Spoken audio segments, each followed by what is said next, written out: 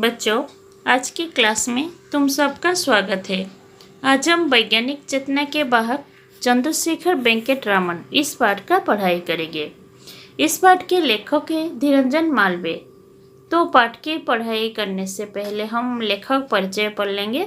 धीरंजन मालवीय का जन्म बिहार के नालंदा जिले के डुम्बारबा गांव में 9 मार्च 1952 को हुआ। उनका जन्म 9 मार्च 1952 को हुआ था। उन्होंने ऊंची डिग्रियां हासिल की, एमएससी के साथ एमबीए और एलएलबी भी पास की। वे आकाशवाणी और दूरदर्शन से जुड़े रहे, वैज्ञानिक जानकारी लोगों तक पहुंचाने का काम किया। कई भारतीय वैज्ञानिकों के संक्षिप्त जीवनियां भी लिखे। ये सब उनकी विश्वविख्यात भारतीय वैज्ञानिक पुस्तक में समाहित है। मालवीय जी की भाषा सीधी, सरल और वैज्ञानिक शब्दावली से युक्त है। अब हम विचार बिंदु पढ़ेंगे। प्रस्तुत पाठ में नोबेल विजेता प्रथम भारतीय वैज्ञानिक चंद्रशेखर वेंकट रामन का जीवन वर्णित है। इस जो पाठ हम पढ़ाई करेंगे, इस पाठ में नोबेल विजेता, नोबेल पुरस्कार प्राप्त चंद्रशेखर वेंकट रामन तांकर जीवनी विषय लिखा है। आम से उपरे पढ़िबा। उनके जीवन के संघर्ष की कथा कही गई है। रामन ने 11 साल की उम्र में मैट्रिक पास किया, फिर विशेष योग्यता के साथ इंटरमीडिएट पास किया। आगे भौतिक और अंग्रेजियों में स्वर्ण पदक के साथ बीए और प्रथम श्रेणी में एमएससी की डिग्री हासिल की।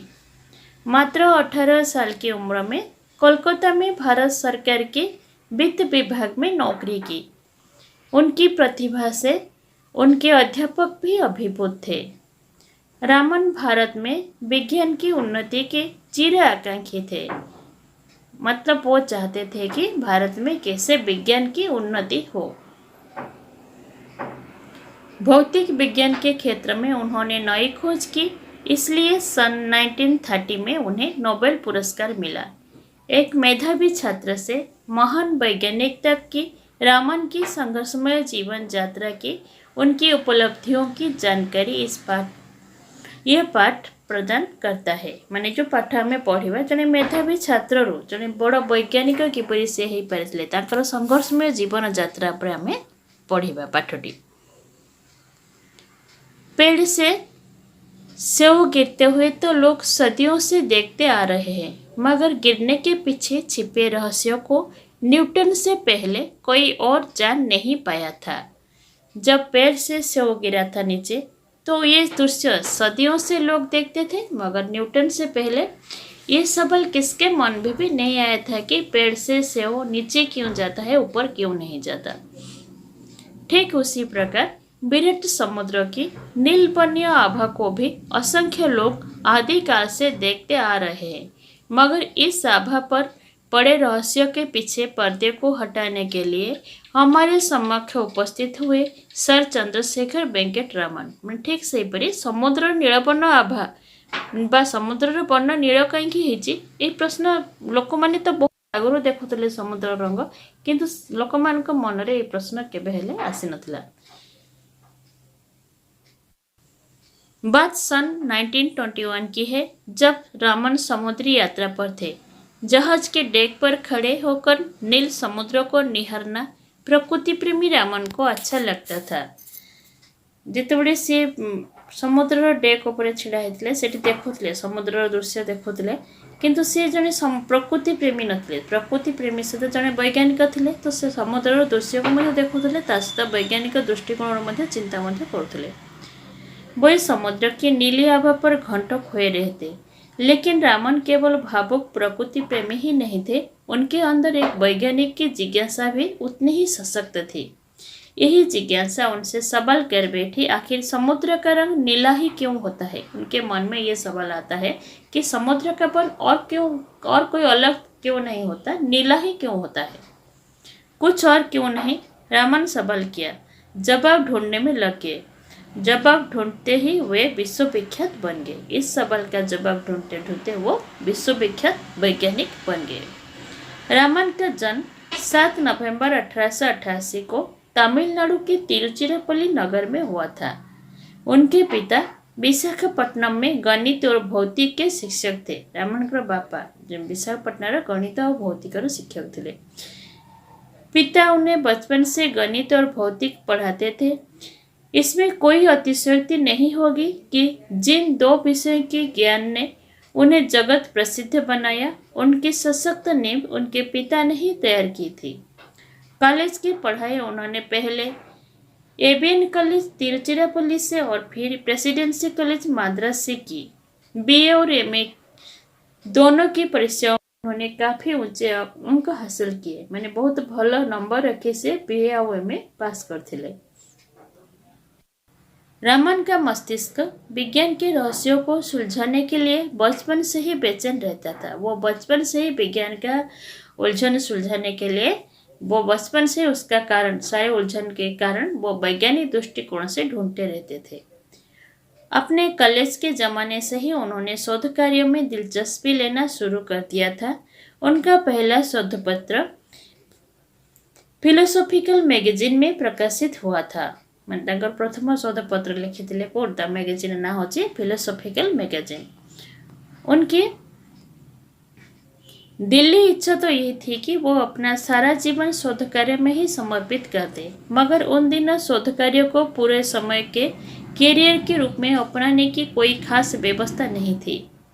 प्रतिभावान छात्र सरकारी नौकरी की ओर आकर्षित होते थे। मैंने मन में बहुत इच्छा थी कौन से वैज्ञानिक उपर रिसर्च करके वैज्ञानिक शोध कार्य कर माने कौन सब प्रत्येक जिनिस वैज्ञानिक चिंताधारा चिंता करेंगे एवं ताको रिसर्च करेंगे से उपर ही से जीवन बीतवा चाहूले, किंतु सेपरी कौन सुविधा नाला। जो सब प्रतिभावान भल गुणी छात्र थे समस्ते भल बड़ बड़ चाकरी सब करुले। रामन भी अपने समय के अन्य सुयोग्य छात्रों की भांति भारत सरकार के वित्त विभाग में अफसर बन गए। उनकी तैनाती कलकत्ता में हुई। तापर से मध्य वित्त विभाग चाकरी करते कलिकता जाकर प्रथम चाकरी से करते। कलकत्ता में सरकारी नौकरी के दौरान उन्होंने अपने स्वाभाविक रुझान के बनाए रखे। माने कलिकता जेहेतु सरकारी चाकरी करते से समय सरकारी चाकरी करने सहित स्वभाव होची वैज्ञानिक चिंताधारा वैज्ञानिक दृष्टिकोण समस्त जिन चिंता करने कौन से लैब जाइए तो से कम से करुले। कोलकाता में सरकारी नौकरी के दौरान उन्होंने अपने स्वाभाविक रुझान को बनाए रखे। दफ्तर से फुर्सत पाते ही वो लौटते हुए बहु बाजार आते, जहाँ Indian association for the cultivation of science की प्रयोगशाला थी। रिसर्च सेंटर ना होची Indian association for the cultivation of science से जाइए रिसर्च करते। वो अपने आप में एक अनूठी संस्था थी जिसे कलकत्ता के एक डॉक्टर महेंद्रलाल सरकार ने वर्षों की कठिन मेहनत और लगन के बाद खड़ा किया था। इस संस्था का उद्देश्य था देश में वैज्ञानिक चेतना का विकास करना। ये जो संस्थार मुख्य उद्देश्य थिला कौन देशर वैज्ञानिक चिंताधारा वैज्ञानिक चेतना रक्षा करने। अपने महान उद्देश्यों के बावजूद इस संस्था के पास साधनों का नितांत अभाव था। रामन इस संस्था की प्रयोगशाला में काम चलाओ उपकरण का इस्तेमाल करते हुए शोध कार्य करते, किंतु एत बड़ संस्था थिले मने सेथिरे साधनर किछि सुविधा नथिला बा कौन से पैसा पत्र बाहर साहाଯ୍य मिल ना। तो रामन निज खर्चरे से किसी आणिकी से रिसर्च करवा जिनिस आणिके से निजे रिसर्च करथुले। ये अपने आप में एक आधुनिक हठयोग का उदाहरण था, जिसमें एक साधक दफ्तर में कड़ी मेहनत के बावजूद बहु बाजार की इस मामूली सी प्रयोगशाला में पहुंचता और अपनी इच्छा शक्ति के जोर से भौतिक विज्ञान के समृद्ध बनाने का प्रयास करता। उन्हीं दिनों वे वाद्य यंत्र की ओर आकृष्ट हुए। मैंने से निजे कठिन परिश्रम करते, ऑफिस जाते काम करते, निजे बहु बजार को आसुले आसिकी ए मामूली रिसर्च सेंटर प्रयोगशाला माने रिसर्च सेंटर मामूली रिसर्च सेंटर आसिकी निजे परीक्षा करुले सब जिनिस माने रिसर्च करुले। तापर कौन करते से समय वाद्य यंत्र प्रति विशेष आकृष्ट हो जाता। वाद्य यंत्र की ध्वनियों के पीछे छिपे वैज्ञानिक रहस्य के पर्दे खोलने का प्रयास कर रहे थे। माने वाद्ययंत्र पछरे वाद्ययंत्र विभिन्न प्रकार आम जान साधारणतः देखीचे वाद्ययंत्र भिन्न भिन्न प्रकार साउंड बा आवाज आसे, तो सेटा कौन पे आसुचे से ऊपर से रिसर्च करिवार लागिथिले। इस दौरान उन्होंने अनेक वाद्ययंत्र का अध्ययन किया, जिनमें देसी और विदेशी दोनों प्रकार के वाद्य यंत्र थे। इस रहस्य को ढूंढते हुए वे देसी और विदेशी दोनों प्रकार के वाद्य यंत्र के बारे में अध्ययन किया। वाद्य यंत्र पर किए जा रहे शोध कार्य के दौरान उनके अध्ययन के दायरे में जहां वायलिन, चौली या पियानो जैसे विदेशी वाद्य है, वहीं वीणा, तानपुरा और मृदंगम पर भी उन्होंने काम किया। माने विभिन्न विदेशी वाद्य यंत्र और आम देशर देशी वाद्य यंत्र उपर मध्य से परीक्षा करिसेंती। उन्होंने वैज्ञानिक सिद्धांतों पर आधारित पश्चिमी देशों की इस भ्रांति को तोड़ने की कोशिश की कि भारतीय वाद्य यंत्र विदेशी वाद्य की तुलना में घटिया है। जो पश्चिमी देश मान लोक मध्य जो भ्रांति धारणा थिला जे पाश्चात्य देशर वाद्ययंत्र तुलन में भारतीय वाद्ययंत्र बहुत घटिया व खराब अटे, से धारणा को से भांगा को चेष्टा करथिले। वाद्य यंत्र के कंपन के पीछे छिपे गणित पर उन्होंने अच्छा खासा काम किया और अनेक शोध पत्र भी प्रकाशित किए। उस जमाने के प्रसिद्ध शिक्षा शास्त्री सर आशुतोष मुखर्जी को इस प्रतिभावान युवक के बारे में जानकारी मिली। से समय प्रसिद्ध शिक्षा शास्त्री तांका नाम हूँ सर आशुतोष मुखर्जी, से प्रतिभावान युवक विषय जानी। उन्हीं दिन कलकत्ता विश्वविद्यालय में प्रोफेसर का नया पद सृजित हुआ। से समय कलकत्ता विश्वविद्यालय गोटे नूतन पद प्रोफेसर पद गोटे सृष्टि करते। मुखर्जी महोदय ने रामन के समक्ष प्रस्ताव रखा कि वे सरकारी नौकरी छोड़कर कलकत्ता विश्वविद्यालय में प्रोफेसर का पद स्वीकार कर ले। मुखर्जी चाहते थे कि रामन जी कलकत्ता विश्वविद्यालय में प्रोफेसर के पद को स्वीकार कर ले। रामन के लिए एक कठिन निर्णय था। उस जमाने के हिसाब से वे एक अत्यंत प्रतिष्ठित सरकारी पद पर थे, जिसके साथ मोटी तनख्वाह और अनेक सुविधाएं जुड़ी हुई थी। उस समय रामन जी एक प्रतिष्ठित सरकारी नौकरी पर थे और अनेक मोटी तनख्वाह भी उन्हें मिलता था और अनेक सुख सुविधा भी मिलता था। उन्हें नौकरी करते हुए 10 वर्ष बीत चुके थे। ऐसी हालत में सरकारी नौकरी छोड़कर कम वेतन और कम सुविधाओं वाली विश्वविद्यालय की नौकरी में आने का फैसला करना हिम्मत का काम था और उनका नौकरी को 10 साल भी बीत गया था। ये सब छोड़कर मैंने भल प्रतिष्ठित पदरे थिले, सरकारी सुख सुविधा मिलूला, भल दरमा पाते, ताको सब छाड़ी गोटे प्राइवेट विश्वविद्यालय आसी काम करवा गोटे जन साहसी गोटे व्यक्तिर पाखे से साहस नथिले, से आसिक से काम करवानी। किंतु रामन साहसिकता सहित सरकारी नौकरी पदवी को छाड़ी आसिक कलिकता विश्वविद्यालय प्रोफेसर काम करते। रामन सरकारी नौकरी की सुख सुविधाओं को छोड़ 1917 में कलकत्ता विश्वविद्यालय की नौकरी में आ गए। उनके लिए सरस्वती की साधना सरकारी सुख सुविधाओं से कहीं अधिक महत्वपूर्ण थी। से 1917 मसीह से कलिकता विश्वविद्यालय आसी चाकरी करते और कौन सरस्वती साधना कर बहुत आवश्यक था। सरकारी चाकरी ठार से सरस्वती साधना को बहुत श्रेष्ठ मन करते। कलकत्ता विश्वविद्यालय के शैक्षणिक माहौल में वे अपना पूरा समय अध्यापन और शोध में बिताने लगे। जेहेतु विश्वविद्यालय शिक्षणीय माहौल से पढ़ुले माने पाठ अध्ययन करते माने पाठ पढ़ुले सहित अध्यापन अर्थात शिक्षादान करते, दुईटा जगह काम करते, सहित शोध कार्य माने रिसर्च से करते। 4 साल बाद यानी सन 1921 में समुद्र यात्रा के दौरान रामन के मस्तिष्क में समुद्र के नील रंग की वजह का सवाल हिलोरे लेने लगा। 1921 मसीह समुद्र वर्ण कहीं नील वर्ण से प्रश्न तक मन में आसला, तो उन्होंने आगे इस दिशा में प्रयोग किया, जिसकी परिणति रामन प्रभाव की खोज के रूप में हुई। रामन ने अनेक ठोस रबों और तरल पदार्थों पर प्रकाश की किरण के प्रभाव का अध्ययन किया।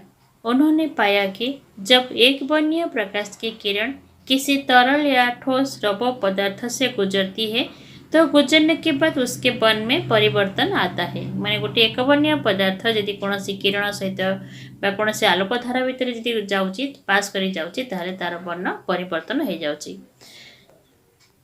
वजह यह होती है कि एक वर्णीय प्रकाश की किरण फोटन जब तरल या ठोस रबे से गुजरते हुए इनकी अणुओं से टकराते हुए तो इस टकराव के परिणाम स्वरूप वे या तो ऊर्जा का कुछ अंश खो देते हैं या पा जाते हैं। दोनों स्थितियों में प्रकाश का वर्ण में बदलाव लाती है। एक वर्णीय प्रकाश की किरणों में सबसे अधिक ऊर्जा बैंगनी रंग के प्रकाश में होती है। सबुठ अधिक शक्ति बैगणी रंग को मिलता है।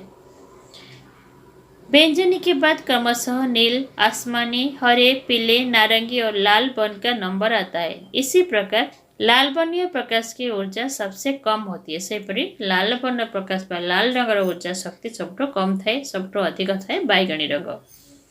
एक वर्णीय प्रकाश तरल या ठोस रबर से गुजरते हुए जिस परिणाम में ऊर्जा खोता या पाता है, उसी हिसाब से उसका वर्ण परिवर्तित हो जाता है।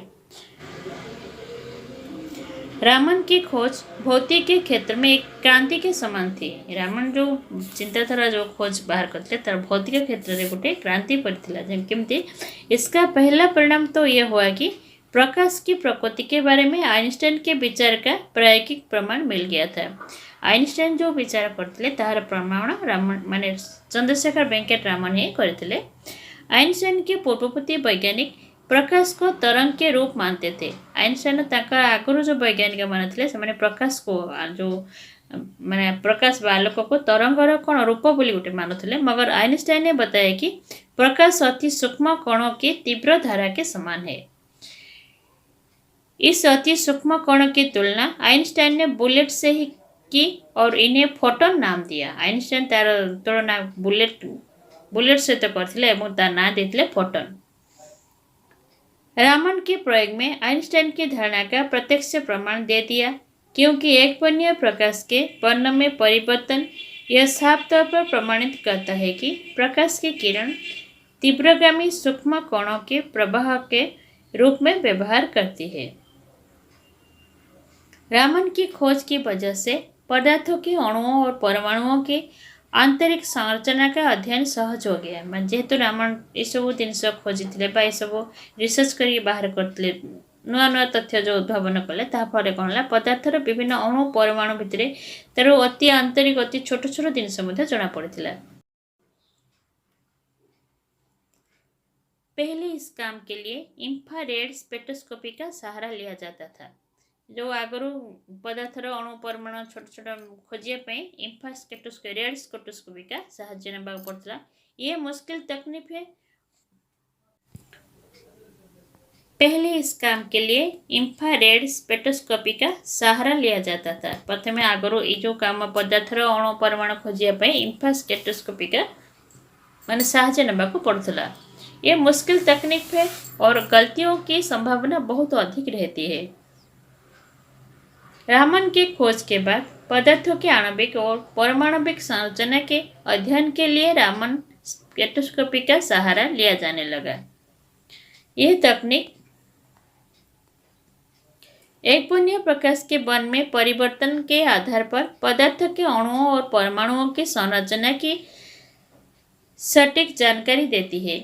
इस जानकारी की वजह से पदार्थ के संश्लेषण प्रयोगशाला में करना तथा अनेक उपयोगी पदार्थों का कृत्रिम रूप से निर्माण संभव हो गया है। रामन प्रभाव की खोज ने रामन को विश्व के चोटी के वैज्ञानिकों की पंक्ति में ला खड़ा किया। रामन एत प्रभाव एत खोज एत मान अधिक रू अधिक है जे शेष से विश्वर वैज्ञानिक मैंने जो धाड़ी थे से जाए छिड़ाले मैंने सर्वश्रेष्ठ से वैज्ञानिक हो पारे। पुरस्कार और सम्मान की तो जैसे झड़ी सी लगी रही। मैंने विभिन्न प्रकार पुरस्कार और सम्मान ने सम्मानित करा जायतिला। उन्हें सन 1924 में रॉयल सोसाइटी की सदस्यता से सम्मानित किया गया। सन 1929 में उन्हें सर की उपाधि प्रदान की गई। ठीक अगले ही साल उन्हें विश्व के सर्वोच्च पुरस्कार भौतिकी में नोबेल पुरस्कार से सम्मानित किया गया। उन्हें और भी कई पुरस्कार मिले, जैसे रोम का मैत्यूसी पदक, रॉयल सोसाइटी का ह्यूज पदक, फिलाडेल्फिया इंस्टीट्यूट का फ्रैंकलिन पदक, सोवियत रूस का अंतर्राष्ट्रीय लेनिन पुरस्कार आदि। सन 1952 में रामन को देश के सर्वोच्च सम्मान भारत रत्न से सम्मानित किया गया। मैंने 1954 मसीह भारत राम देशर सर्वोच्च सम्मान भारत रत्न सम्मान मध्य रामन को मिलता। वह नोबेल पुरस्कार पाने वाले पहले भारतीय वैज्ञानिक थे। उनके बाद यह पुरस्कार भारतीय नागरिकता वाले किसी अन्य वैज्ञानिकों को अभी तक नहीं मिल पाया है। उन्हें अधिकांश सम्मान उस दौर में मिले जब भारत अंग्रेजों का गुलाम था। जेतोले भारत इंग्रेज मान को अधीन रहा से समय ही रामन को बहुत गुड़े पुरस्कार मिलता। उन्हें मिलने वाले सम्मानों ने भारत को एक नया आत्मसम्मान और आत्मविश्वास दिया। विज्ञान के क्षेत्र में उन्होंने एक नई भारतीय चेतना को जागृत किया। भारतीय संस्कृति से रामन को हमेशा गहरा लगाव रहा। उन्होंने अपनी भारतीय पहचान को हमेशा अक्षुण्ण रखा। मानता जेहेतु से जने भारतीय सब भारतर पहचान भारत चिन्ह को से अक्षुण्ण रखुले। अंतर्राष्ट्रीय प्रसिद्धि के बाद भी उन्होंने अपने दक्षिण भारतीय पहनाव को नहीं छोड़ा। एत बड़ वैज्ञानिक होगा सत्वे मध्य सी जो जेहेतु से दक्षिण भारतर पोशाक पिंधुले से छाड़ी पारि नथिले। वे कट्टर शाकाहारी थे और मदिरा से सख्त परहेज रखते थे। से बहुत शाकाहारी माने साधा निरामिष थे।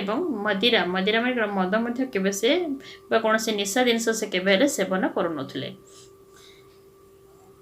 जब वे नोबेल पुरस्कार प्राप्त करने स्टॉकहोम गए तो वहां उन्होंने शराब पीने से इनकार किया। जिते से नोबेल पुरस्कार पाइबा स्टॉकहोम को जाते से शराब माने कौन मद पीवा को मना करते। तो एक आयोजक ने परिहास में उनसे कहा कि से समय आयोजक जने जे कि ये सब जिन आयोजन करते से जन परिहास कर कहते कौन रामन ने जब अल्कोहल पर रामन प्रभाव का प्रदर्शन कर हमें आह्लादित करने में कोई कसर नहीं छोड़ी तो रामन पर अल्कोहल का प्रभाव का प्रदर्शन करने में परहेज क्यों। रामन यदि अल्कोहल पर प्रभाव विस्तार करते अल्कोहल से परीक्षा करते आमको खुशी कर देते किंतु सी कहीं अल्कोहल नौना बोली से पचारते। रामन का वैज्ञानिक व्यक्तित्व प्रयोगों और शोधपत्र लेखन तक ही सिमटा हुआ नहीं था। ताकर वैज्ञानिक व्यक्तित्व केवल शोधपत्र लिखबारे समित सेतिक ही नथिला। उनके अंदर एक राष्ट्रीय चेतना भी थे। वे देश में वैज्ञानिक दृष्टि और चिंतन के विकास के प्रति समर्पित थे। उन्हें अपना शुरुआती दिन हमेशा ही याद रहे जब उन्हें ढंग की प्रयोगशाला और उपकरणों के अभाव में काफ़ी संघर्ष करना पड़ा था। जिते से प्रथम रिसर्च करुले तो से कौन से ढंगर उपकरण पाई नथिले तो बहुत से संघर्ष करते कष्ट करते। इसलिए उन्होंने एक अत्यंत उन्नत प्रयोगशाला और शोध संस्थान की स्थापना की जो बेंगलोर में स्थित है और उन्हीं के नाम पर सन रामन रिसर्च इंस्टीट्यूट नाम से जानी जाती है। से जो गोटे बहुत बड़ उन्नत बड़ धरण प्रयोगशाला इंस्टीट्यूट कर जोटा कि बेंगलोर अच्छी तार ना हूँ कौन रामन रिसर्च इंस्टीट्यूट। भौतिक शास्त्र में अनुसंधान को बढ़ावा देने के लिए उन्होंने इंडियन जर्नल ऑफ फिजिक्स नामक शोध पत्रिका प्रारंभ की। अपने जीवन काल में उन्होंने सैकड़ों शोध छात्रों का मार्गदर्शन किया। जिस प्रकार एक दीपक से अन्य कई दीपक जल उठते हैं उसी प्रकार उनके शोध छात्रों ने आगे चलकर काफ़ी अच्छा काम किया। उन्हीं में कई छात्र बाद में उच्च पदों पर प्रतिष्ठित हुए। विज्ञान के प्रचार प्रसार के लिए वे करंट साइंस नामक एक पत्रिका भी संपादन करते थे। रामन प्रभाव केवल प्रकाश की किरणों तक सिमटा नहीं था। मान तांकर प्रभाव केवल प्रकाशर किरण पर्यंत सिमटा से सीमित नथिला। उन्होंने अपने व्यक्तित्व के प्रकाश की किरणों से पूरे देश को आलोकित और प्रभावित किया। उनकी मृत्यु 21 नवंबर सन 1917 के दिन 82 वर्ष की आयु में हुई। तांकर मृत्यु 21 नवंबर 1970 मसीहा जो 82 वर्ष बयस होता से मृत्यु होता। रामन वैज्ञानिक चेतना और दृष्टि की साक्षात प्रतिमूर्ति थे। उन्होंने हमें हमेशा ही ये संदेश दिया कि हम अपने आसपास घट रही विभिन्न प्रकृतिय घटनाओं की छानबीन एक वैज्ञानिक दृष्टि से करें। से कहते आमर आखपाखे जो घटना गुड़िक घटी जाए कौन वैज्ञानिक दृष्टिकोण आम देखा उचित। तभी तो उन्होंने संगीत के सुर ताल और प्रकाश की किरणों की आभा के अंदर से वैज्ञानिक सिद्धांत खोज निकाले। हमारे आसपास ऐसे न जाने कितनी ही चीजें बिखरी पड़ी है जो अपने पात्र की तलाश में है। जरूरत है रामन के जीवन से प्रेरणा लेने की और प्रकृति के बीच छुपे वैज्ञानिक रहस्यों का भेदन करने की। रामन किसी प्रेरणा नहीं आम प्रकृतिर जो लुचि रही जो वैज्ञानिक कारणों को खोजा निहाती आवश्यक। अब हम शब्दार्थ पढ़ेंगे। आभा, आभा का मतलब चमक, जिज्ञासा जानने की इच्छा, नींव आधार, दिलचस्पी आग्रह, दिल्ली इच्छा मन या हृदय की कामना, तैनाती नियुक्ति, विश्वविख्यात संसार में प्रसिद्ध, निहारना मतलब देखना, असंख्य अनगिनत, बहुत अधिक, रुझान झुकाव, इस्तेमाल का मतलब व्यवहार, भौतिक पदार्थ विज्ञान ये विज्ञान जिसमें तत्वों के गुण आदि का विवेचन किया गया हो, शोध का मतलब खोज या रिसर्च अनुसंधान, तनख्वाह मतलब वेतन, माहौल वातावरण, ठोस द्रव्य मतलब पिलोर या मणि, फोटन का मतलब प्रकाश का अंश, एक वन्य एक रंग का, ऊर्जा का मतलब शक्ति या बल, क्रांति आंदोलन या उलटफेर, संरचना गठित रीत, आणविक अणु संबंधित, परमाणविक परमाणु से संबंधित, अक्षुण्ण अखंडित, आह्लादित आनंदित, इंफ्रारेड स्पेक्ट्रोस्कोपी का मतलब अवरत स्पेक्ट्रोस्कोप विज्ञान, संश्लेषण मिलान करना, कट्टर दृढ़, नोबेल पुरस्कार ये एक अंतर्राष्ट्रीय स्तर का सर्वोच्च पुरस्कार है जो साहित्य, भौतिक विज्ञान, रसायन चिकित्सा विज्ञान, अर्थशास्त्र तथा शांति के क्षेत्र में अभूतपूर्व कार्य के लिए दिया जाता है।